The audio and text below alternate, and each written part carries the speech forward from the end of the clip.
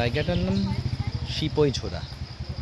রংটংকে পাশে রেখে একটু উপরের দিকে শিবখোলার রাস্তায় উঠলেই দেখা মিলবে এমন একটা সুন্দর রাস্তার মধ্যেই নতুন স্পটেজ। বেশি দিন হয়নি এই স্পটটি, খুব সুন্দর মন ভোলানো একটা জায়গা। চারিদিকে চা বাগান, চেনা অচেনা পাখির ডাক, অরণ্যের হাতছানি আর একটা সেলফি জোন, সব মিলিয়ে অল্প সময়ে ছোট্ট অবসর কাটানোর একটা অনাবিল মুহূর্ত পেতে পারেন এখানটায়। We love শিপইঝোরা।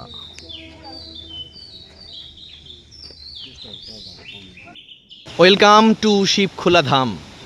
শিবখোলা ধাম কিংবা শিবখোলা নেচার ক্যাম্প যেখানেই যান না কেন, এই তার মূল তোরণ।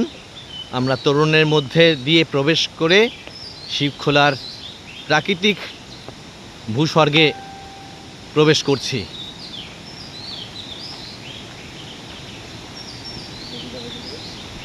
পাশেই শিবখোলা নদী।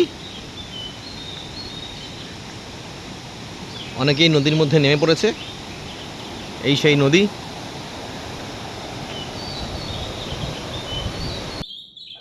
বাঙালির পায়ের তলায় সর্ষে, হ্যাঁ নিশ্চয়ই। আর সেই বাঙালি সুযোগ পেলেই, ছুটি পেলেই একটু ছোট্ট ভ্রমণ, একটু ঘোরাঘুরি নিয়ে ব্যস্ত হয়ে পড়ে। আর আমি সেই ভবঘুরে বাঙালিদের একজন, সুশান্ত। আমার চ্যানেল ড্রিম ডেস্টিনেশনে আপনাদের সবাইকে স্বাগত জানাচ্ছি। আজ পায়ে পায়ে ছোট্ট ছুটিতে চলুন বেরিয়ে আসি শিবখোলা। দার্জিলিং জেলার কার্শিয়াং ব্লকের অন্তর্গত একটি ছোট্ট গ্রাম শিবখোলা। চারিদিকে ঘন সবুজ অরণ্যের হাতছানি, আর পাশেই পাহাড়ি নদী বয়ে গেছে নিজের মতন করে। বর্ষা চলছে, আর এই বর্ষা ভ্রমণের একটা কিন্তু আনন্দ আলাদা আছে। কেমন আনন্দ? বিশেষ করে এই বর্ষার সময়, বর্ষার বৃষ্টিতে স্নান সেরে নেয় সবুজ অরণ্যরা। তখন অরণ্যদের রং যেন আরও সুন্দর ও প্রাণবন্ত হয়ে ওঠে। আর পাশেই নদীর জলধারার যে শব্দ, আহা, মনোমুগ্ধকর বটে। তাই চলে আসুন শিবখোলা। কিভাবে আসবেন? শিলিগুড়ি থেকে শিবখোলার দূরত্ব খুব একটা কিন্তু বেশি নয়। শিলিগুড়ি থেকে শেয়ার গাড়িতে অথবা গাড়ি ভাড়া করে আপনাকে আসতে হবে শিবখোলা। রংটং এসে রংটং থেকে একটি রাস্তা চলে গেল উপরে, প্রায় 10 কিলোমিটার পথ পেরোলেই এত সুন্দর নির্জন, চারিদিকে পাখির কলকাকলি আর জলের শব্দ, সব কিছু মিলেমিশে যেন একটা আলাদা নৈসর্গিক সৌন্দর্য আবহ তৈরি করেছে। ভালো লাগবে, ভালো লাগতেই হবে। আসুন, চারিদিকের এই বৃক্ষরাজি, নাম না জানা কত গাছ এবং নদীর সঙ্গে সময় কাটানোর বেশ কিছু মুহূর্ত তুলে ধরি। সঙ্গে থাকুন, জুড়ে থাকুন। ও আমার মেঘলা আকাশ, এতদিন কোথায় ছিলে? এত যে রাত্রে দিনে ডাকছি সবাই মিলে। ওই দূর পথ, ওই পথ দিয়ে আমরা এখন যাব। বার্ডিং জোন থেকে আমরা এখন হোমস্টের দিকে এগিয়ে যাচ্ছি। নদীর অসাধারণ দৃশ্য। পাহাড়ের পাশে শিবখোলা নদীর পাশে বসে আমার লেখা একগুচ্ছ অনুকবিতা। নীরবতার শিবির এক। আমি নীরবতার শিবিরে প্রবেশ করছি, এবার আমাকে শব্দহীন করে দাও। 2। নদী সঙ্গম। নদী সঙ্গমের বিমূর্ত ভাষা বুঝিনি আজও। ঝর্ণা। শ্রাবণ জুড়ে পাহাড়ের শরীরে মৈথুনের ছবি আঁকে ঝর্ণা। 4। জল সঙ্গম। আমিও এভাবে নদী হলে তুমি সঙ্গমে এসো প্রিয়। 5। শেষ। ধুন। পাহাড়ের শরীরে সোনা রোদের মতো ছড়িয়ে পড়ছে বিমূর্ত ধুন। তুমি বরং আলাপ সাজাও। নমস্কার।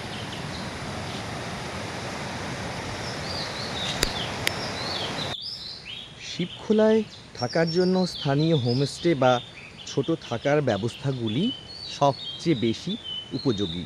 খুব বিলাসবহুল ব্যবস্থা খুঁজতে গেলে হয়তো হতাশ হতে পারেন, কিন্তু প্রকৃতির কাছাকাছি থাকতে চাইলে এই সাধারণ থাকার ব্যবস্থার মধ্যে রয়েছে আলাদা আনন্দ। নদীর আওয়াজ, রাতের ঘুমের ঘোরে আপনি অনুভব করতে পারবেন। আমাদের যেই কটেজটি রয়েছে সেটা একটু পাহাড়ের উপরে, এই দেখতে পাচ্ছেন ঠিক সেখানে চারিদিকে সবুজের বনবনানির নিবিড় সান্নিধ্য, তারই মাঝে একটা ছোট্ট কটেজ, সেখানে আমাদের এই সাময়িক আস্তানা। এছাড়াও পরিবার নিয়ে এলে বা বেশ কয়েকজন এলে তার জন্য কিন্তু ব্যবস্থা এখানে রয়েছে। এটাই সেটি ব্যবস্থা। ওপরে ছোট একটা ব্যালকনি রয়েছে আর নিচে ঘর। এতক্ষণ ছিলেন পর্যটকরা, তারা এখনই আজ বিকেলে বেরিয়ে পড়লেন। আর ওপরে ছোট ছোট আরও দুটো কটেজ দেখতে পাচ্ছেন, সেগুলো রয়েছে। আপনি যেখানে দাঁড়ান না কেন সেখান থেকে এই প্রকৃতিকে নিবিড়ভাবে অনুভব করা যাবে। চারিদিকে অজস্র চেনা অচেনার সবুজ জঙ্গল, আর তার মাঝেই মাঝে মাঝে দেখা মিলছে ময়ূরের হর্নবিল সহ অনেক নাম না জানা দেশি বিদেশি পাখি। ফটোগ্রাফাররা বা যারা পাখির ছবি তুলতে পছন্দ করেন তাদের জন্য আদর্শ জায়গা। হোমস্টের বেলকনি থেকে কিন্তু তা তুলতে পারেন। আর হোমস্টের ঠিক নিচেই রয়েছে একদম খুব সুন্দর একটা ডাইনিং স্পেস, দেখতে পাচ্ছেন এটা। হোমস্টের দিকে এগিয়ে চলি। তার আগে বলি, শিবখোলার সৌন্দর্য ঋতুভেদে বদলে যায়।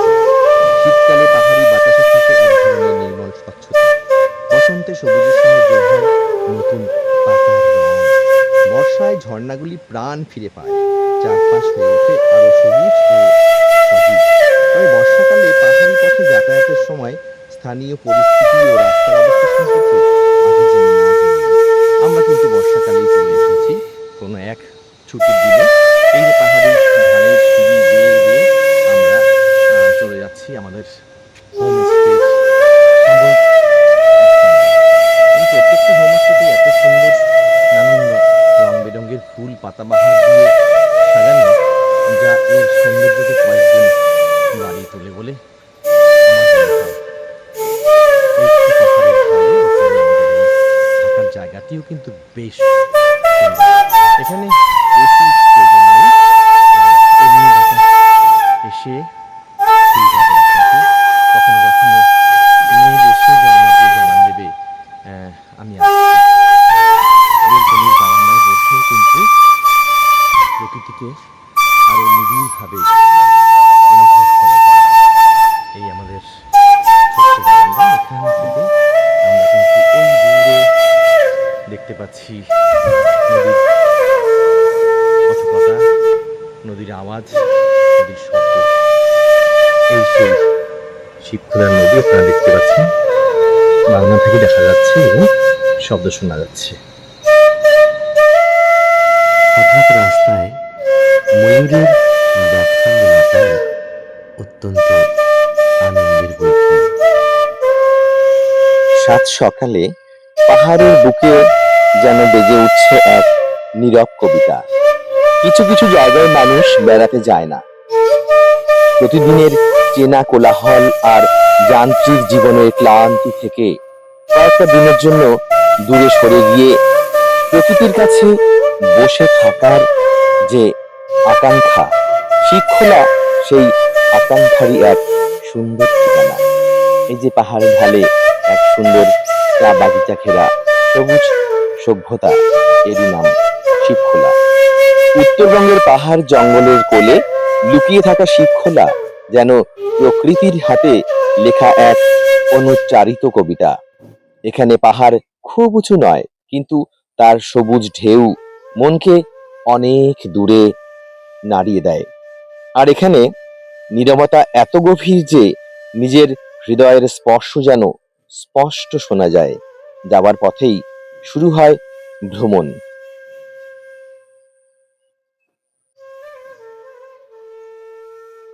গাড়ির জানালার বাইরে কখনো ঘন অরণ্য, কখনো পাহাড়ে ঢাল, কখনো ছোট ছোট ঝর্ণা, কোথাও গাছের পাতার ফাঁক দিয়ে রোদের চিকচিক, কোথাও আবার ছায়ায় ঢাকা সরু রাস্তা। পাহাড়ি পথের প্রতিটি বাঁক যেন নতুন কোনো ছবির দরজা খুলে দেয়। এই যে সামনে ছবি, দূর পাহাড়, আর পাহাড়ের ভাঁজে ভাঁজে মেঘেদের খেলাঘর। শহরের সোজা রাস্তার সঙ্গে পাহাড়ি পথের এই পার্থক্যটুকুও ভ্রমণের আনন্দ বাড়িয়ে দেয়। একবার ডান দিকে পাহাড়, পরক্ষণেই বাঁ দিকে গভীর সবুজ উপত্যকা, কোথাও দূরে দেখা যায় নীলচে পাহাড়ের সারি। মনে হয় পথ যেন নিজেই আমাদের হাত ধরে নিয়ে চলেছে কোনো এক অচেনা অথচ বহু দিনের পরিচিত জায়গার দিকে।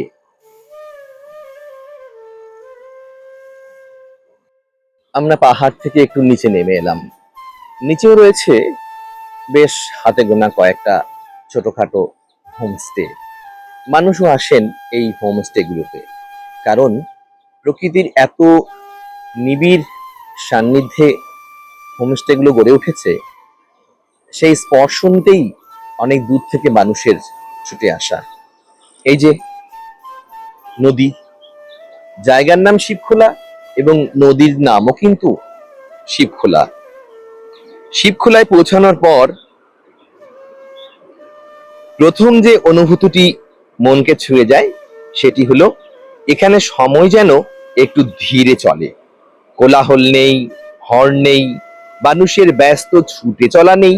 আছে পাহাড়ি বাতাসের মৃদু স্পর্শ, পাখির ডাক, গাছের পাতায় বাতাসের সুর আর জলের কলকল শব্দ। কি জলের শব্দ শোনা যাচ্ছে তো বন্ধুরা? নিশ্চয়ই যাবে। আমি এই জলকে আরেকটু কাছাকাছি নিয়ে এসে দেখাচ্ছি, তাহলে হয়তো সেটা বোঝা যাবে। জলের অথই সঙ্গম এবং কি সুন্দর সাদা সবুজ, যেন ক্যানভাসে আঁকা চলমান ছবি। শিবখোলার মূল আকর্ষণ তার প্রকৃতি। পাহাড়ের বুক চিরে নেমে আসা ঝর্ণার স্বচ্ছ জল পাথরের গায়ে আছড়ে পড়ে নিজের মতন যেন গান গেয়ে চলছে।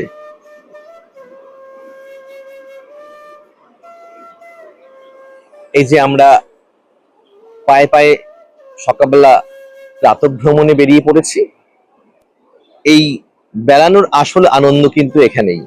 এখানে কিন্তু প্রচুর ফটোগ্রাফাররা আছে, প্রচুর নাম জানা নাম না জানা পাখিদের সমারোহ, পাখিদের কনসার্ট মন ভুলিয়ে দেয়, একটা সকালকে আরো মোহময়ী ও সুন্দর করে তোলে। এখানে হাঁটা মানে শুধু একটা জায়গা থেকে অন্য জায়গায় যাওয়া নয়, প্রতিটি পদক্ষেপে যেন প্রকৃতিকে নতুন করে আবিষ্কার করা। কোনো গাছের গায়ে শ্যাওলা, কোথাও বুনো ফুল, কোথাও পাথরের গায়ে জমে থাকা জল, ছোট ছোট দৃশ্যগুলোই ভ্রমণকে বড় আনন্দ মুখর করে তোলে। চলে এলাম শিবখোলা নদীর আরো কাছাকাছি জায়গায়। দূর থেকে পাহাড়ের ঢাল বেয়ে আঁকা বাঁকা পথে চলে এসেছে এই শিবখোলা নদী। নদীর সৌন্দর্য সত্যি অবর্ণনীয়। অনেক বাঁক ঘুরে ঘুরে এই পাহাড়ের নদীগুলো এসে পৌঁছেছে। আমরা যেমন ছোটবেলায় পড়েছিলাম, আমাদের ছোট নদী চলে বাঁকে বাঁকে, বৈশাখ মাসে তার হাঁটু জল থাকে। ঠিক সেই রকমই বাঁকে বাঁকে এই পাহাড়ি সভ্যতার নদীপথ এগিয়ে চলছে বিস্তীর্ণ কোনো এক অদৃশ্য দিকে।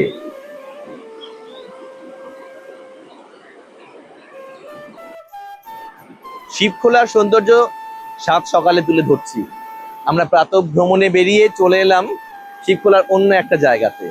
পেছনে একটা শিব মন্দির দেখতে পাচ্ছি, সেখানটায় শিবের লিঙ্গ রয়েছে, মানে এখানকারই কোনো একটা পাথরকে শিবলিঙ্গ করা হয়েছে। তার ইতিহাস অবশ্য জানা নেই, কারণ সেটা বলার জন্য কিন্তু কেউ নেই এত সকালবেলা। আর ঠিক এই মন্দিরের পাশেই সেই অপরূপ দৃশ্য, আমরা সেই দৃশ্যবন্দী করছি সকলের জন্য এবং এই স্মৃতিগুলোকে সংরক্ষণ করার জন্য। পাথরের গায়ে কি সুন্দর বাড়ি খাচ্ছে এই শিবখোলা নদী, এবং এখানে যেন মনে হয় সত্যিকারের একটা হারিয়ে যাওয়ার ঠিকানা।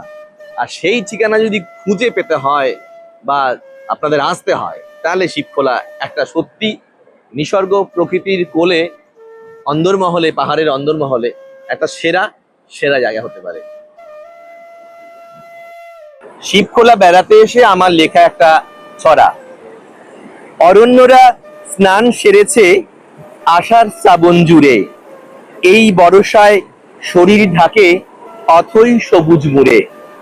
চা বাগিচা ওই গালিচা পাহাড় জুড়ে সাজ, বর্ষা বলে বসন্তকে আমি ঋতুরাজ। দুই ঋতুরই খুনসুটিটা দেখলো মেঘের দল, ঝমঝমিয়ে দে ভিজিয়ে দে ছিটিয়ে জল। গাছগাছালি পাখ পাখালি মেঘ পরিদের দেশে, আমরা কোথায় যাই হারিয়ে বৃষ্টি মেঘে ভেসে। ছল ছলাতে আপনে বেগে মিষ্টি মধুর রেশে, চলছে যদি আওয়াজ তুলে কোন সে নিরুদ্দেশে। সবুজ হলুদ বাঁক পেরিয়ে এই যে শিবখোলা, ছোট্ট ভ্রমণ হাজার স্মৃতি দেয় মনে যে দোলা। ছোট্ট ভ্রমণ হাজার স্মৃতি দেয় মনে যে দোলা। এই যে শিবখোলা মনের ভিতর দিচ্ছে কেমন হাজার স্মৃতির দোলা। সত্যি বলো, কখনো কি এই স্মৃতিকে যায় ভোলা?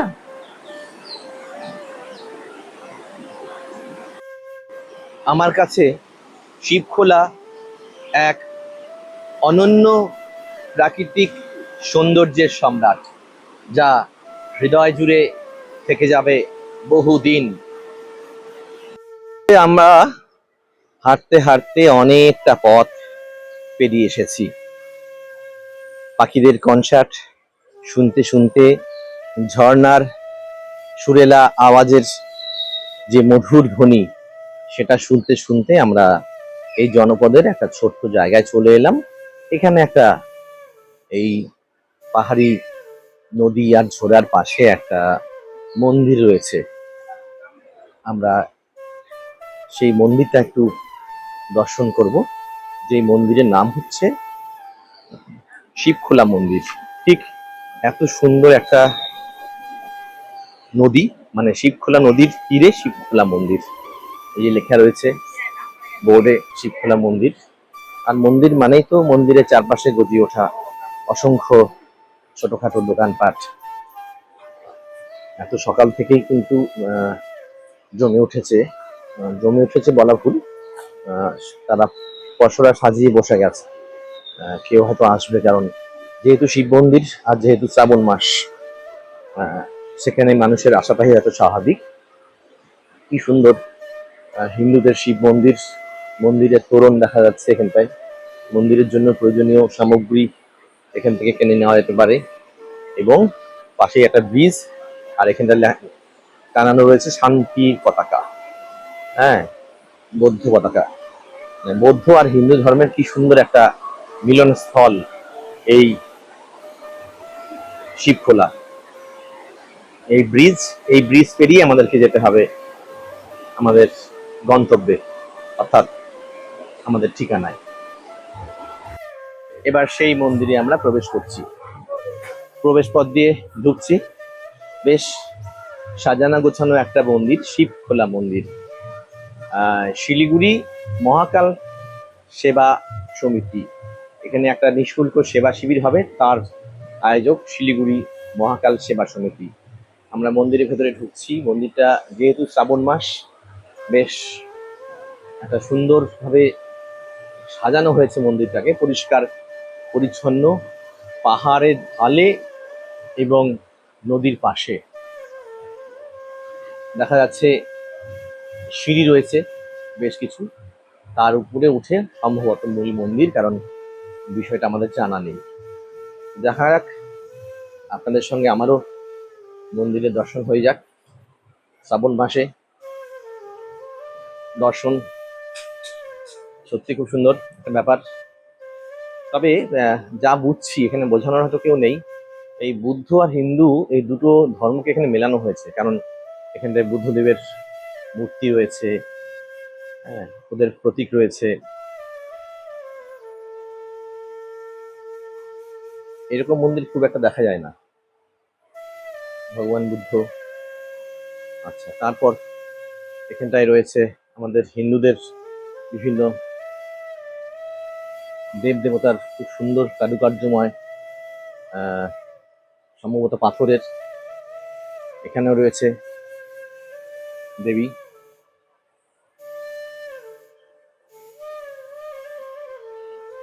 অনেকগুলো মন্দির পাশাপাশি আমরা দেখতে পাচ্ছি। তো একটু ভেতরে ঢোকা যাক। নন্দীর মূর্তি, পাশেই শিবজির তাণ্ডব দৃশ্য। প্রচুর মানুষ এখানটায় ধাগা বেঁধে যায়, সেটা দেখাই যাচ্ছে পাশে। আমরা এবার চলে যাব মন্দিরের ভেতরে। দৃশ্য কিছুটা দেখা যাচ্ছে বাইরে থেকে। মন্দিরটা বন্ধ রয়েছে, সম্ভবত কালী মূর্তি রয়েছে এখানটায়। এবার আরেকটা মন্দিরে ঢুকছি। খুব সুন্দর একটা স্তব্ধ পরিবেশ, পাশে শুধু ঝর্ণার আওয়াজ। এখানেও সম্ভবত কেউ বসে কোনো পাঠ করেন এখানটায়। এটা একটা মূল মন্দির ভগবান শিবের। তার পাশেই ঘোড়া দেখতে পাচ্ছেন।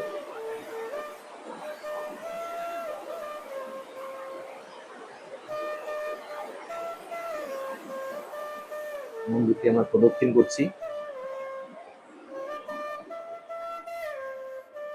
এমন ভাবে সব করা রয়েছে যে ভেতরটা দেখাই যাচ্ছে না, তবে এই যে শিবলিঙ্গ রয়েছে মন্দিরের ভেতরে, সেটা আমরা দেখতে পেলাম। গণেশ মন্দির, গণেশের ছবি আঁকাও আছে এবং গণেশের মূর্তিও রয়েছে। মানে প্রচুর মূর্তি এখানটায় আমরা দেখতে পাচ্ছি। মূর্তি এখানটায় কি সুন্দর লাগছে। চলে এলাম আরেকটা মন্দিরে একটু উপরে। তবে সব মন্দির মূল দরজা একদম ওন্ডা ধাগা দিয়ে একদম বন্ধ করা। আমরা দেখি ভেতরে মূর্তি দর্শন করানো যায় কিনা, চেষ্টা করছি। হ্যাঁ, দেখা যাচ্ছে। এমনি করেই পাহাড় নদী ভীষণ রকম ঘুরি, সাত সকালে চায়ের সাথে থাকুক ঝালমুড়ি।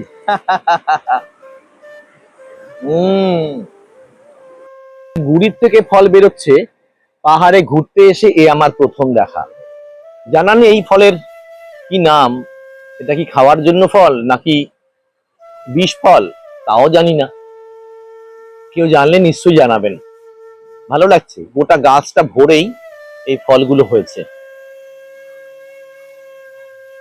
আঁকা বাঁকা পথ পেরিয়ে আমরা ধীরে ধীরে এবার চলে যাচ্ছি সবুজের সমারোহে, বার্ডিং জোন, যেখান থেকে বিশেষ করে নাম না জানা অনেক পাখির ছবি তোলেন আলোকচিত্রীরা। সকাল থেকেই অবশ্য অনেক আলোকচিত্রীদের ভিড় দেখা গেছে এখানে। আমরা সেই দিকে এগিয়ে চলেছি।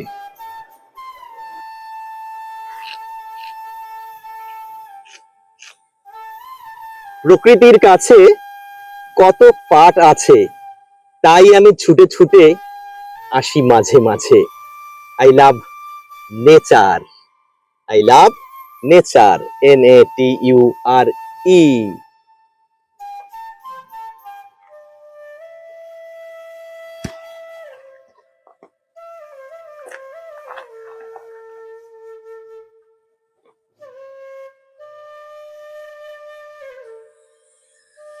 ঘুরতে ঘুরতে হাঁপাতে হাঁপাতে আমরা চলে আসলাম একদম বার্ডিং জোন সংলগ্ন এলাকাতে। যারা বার্ডের ছবি তোলে আলোকচিত্রীরা, ফটোগ্রাফাররা, তাদের জন্য একটা সুন্দর ফটোগ্রাফি জোন এটা রয়েছে। অসাধারণ, একদিকে সুন্দর ল্যান্ডস্কেপ আর একদিকে ফটোগ্রাফারদের ভিড়। সকাল হতে না হতেই ফটোগ্রাফাররা এখানটা জড়ো হয়। দুটো গাছের ফাঁক দিয়ে কত সুন্দর প্রকৃতিকে অনুভব করা যাচ্ছে। নীল পাহাড়, সবুজ পাহাড়, তার উপরে মেঘ ভেসে বেড়াচ্ছে। সব মিলিয়ে শিবখোলা যেন বারবার তার সৌন্দর্যকে সকলের মনে এভাবেই বিছিয়ে দিচ্ছে। দারুণ, অসাধারণ শিবখোলা।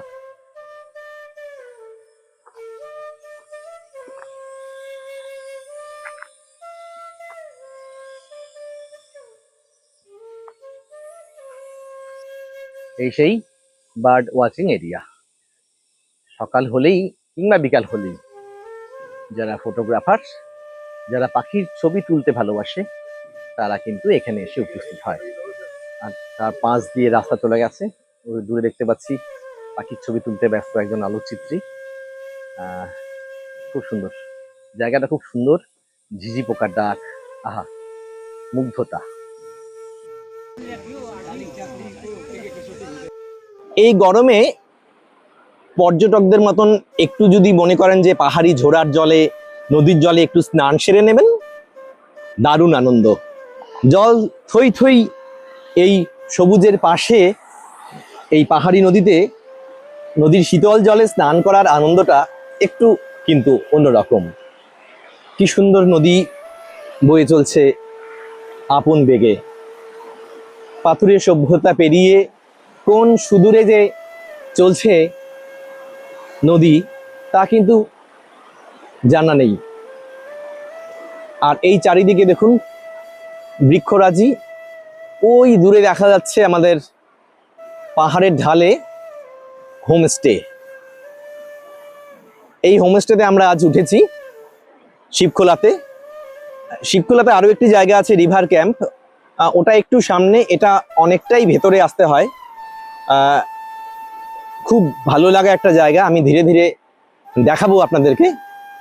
সত্যি এত সুন্দর নিরিবিলি একটা জায়গা, যেখানে শহুরে কোলাহল নেই, কোনো শব্দ নেই, শুধু আছে নদীর কলকল জলের ধ্বনি, কেমন যেন একটা সুরেলা আওয়াজ, আর অনেক নাম না জানা পাখির শব্দ, পাখিদের কনসার্ট, সব যেন মিলেমিশে অন্য একটা আলাদা ধরনের মোহময়ী সৌন্দর্যের আবহ তৈরি করেছে। এটা একটি অন্যরকম স্নান। আসুন এই স্নানের আনন্দটা আমরা তুলে ধরি। জলের স্রোতে স্নান করতে করতে এগিয়ে যাচ্ছে পর্যটকরা। এটা একটু অচেনার আনন্দ, একটু অন্যরকম আনন্দ বই কি।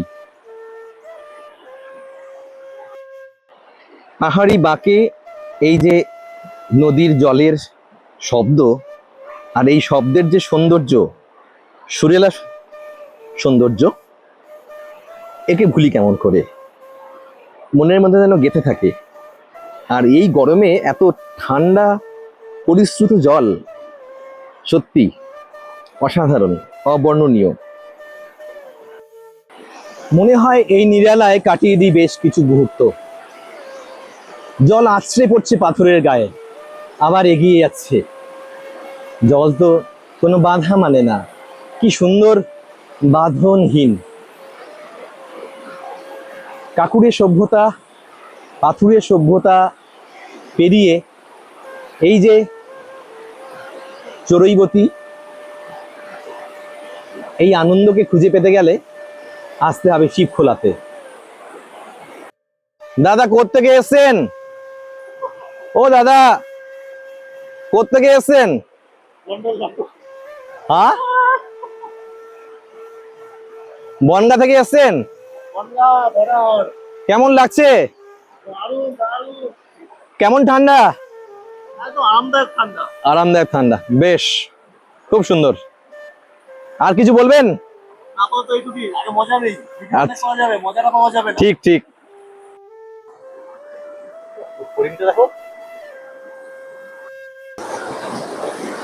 কোলাহল নেই, হর্ন নেই, মানুষের ব্যস্ত ছুটে চলাও নেই। আছে পাহাড়ি বাতাসের মৃদু স্পর্শ, পাখির ডাক, গাছের পাতায় বাতাসের সুর, আর জলের কলকল শব্দ।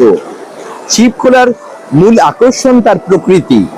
পাহাড়ের বুক চিরে নেমে আসা ঝর্ণার স্বচ্ছ জল পাথরের গায়ে আছড়ে পড়ে নিজের মতো করে গান গেয়ে চলে। সেই জলের ধারে বসে কিছুক্ষণ চুপ থাকলেই বোঝা যায় প্রকৃতির সঙ্গে কথা বলার জন্য সব সময় শব্দের প্রয়োজন হয় না। পাথরের উপর বসে ঝর্ণার দিকে তাকিয়ে থাকতে থাকতে মনে হয় এই জল কত দূর থেকে এসেছে, কত পাহাড় পেরিয়েছে, কত অরণ্যের গল্প সঙ্গে করে এনেছে, অথচ তার কোনো তাড়া নেই।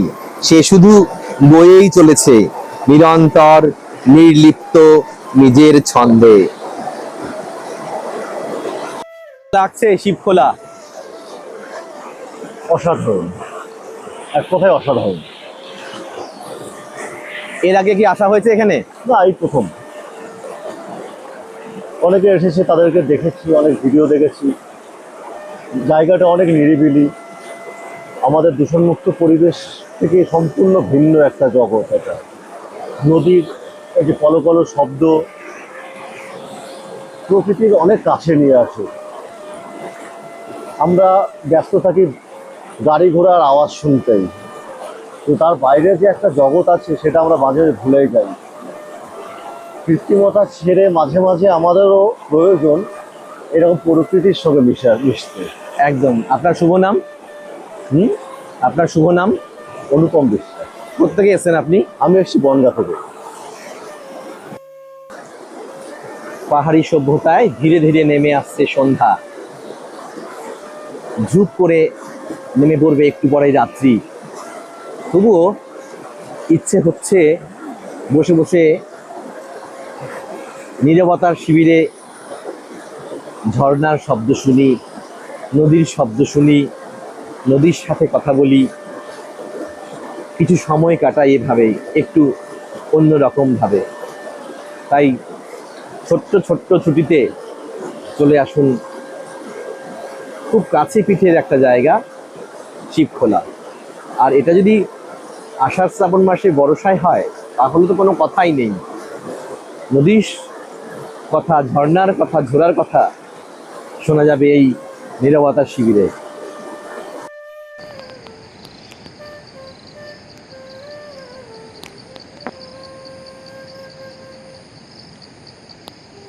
যদি ঘুরতে ঘুরতে এরকম ময়ূর দেখা যায়, একজোড়া ময়ূর, কেমন লাগে?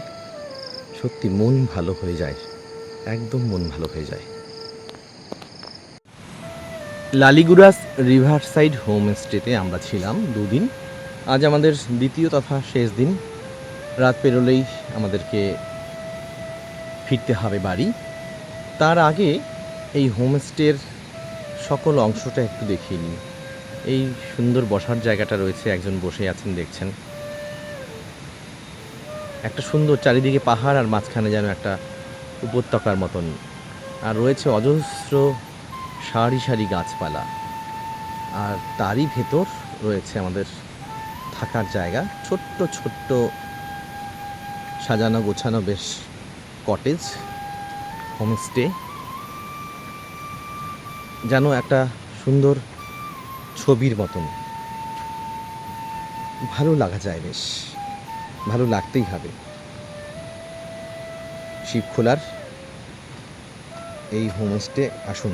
এবার কোথায় থাকবেন শিবখোলাতে, এমন বেশ হাতে গোনা কয়েকটি মাত্র গ্রাম জুড়ে হোমস্টে রয়েছে, বেশ সাজানো গোছানো, ভালো তো লাগবেই। দেখে নেওয়া যাক।